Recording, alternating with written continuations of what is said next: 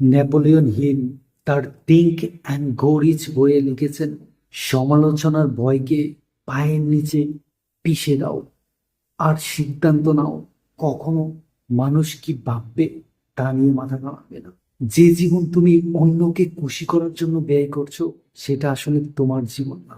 বেশিরভাগ মানুষ তার স্বপ্নটা শুরু করার আগেই শেষ করে দেয়, শুধুমাত্র এই চিন্তা করে লোকে কি ভাববে।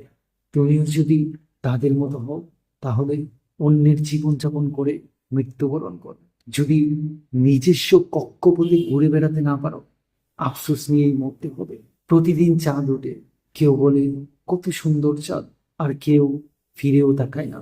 তাই বলে কি চাঁদ উঠবে না? তুমিও এই কাজটাই করো। সবাইকে খুশি করার জন্য তুমি জন্মাওনি, সৃষ্টিকর্তাকে খুশি করো। নিজের ভিতর থেকে সৎ থাকো, এটাই তোমাকে শান্তি দিবে। সে কি করো?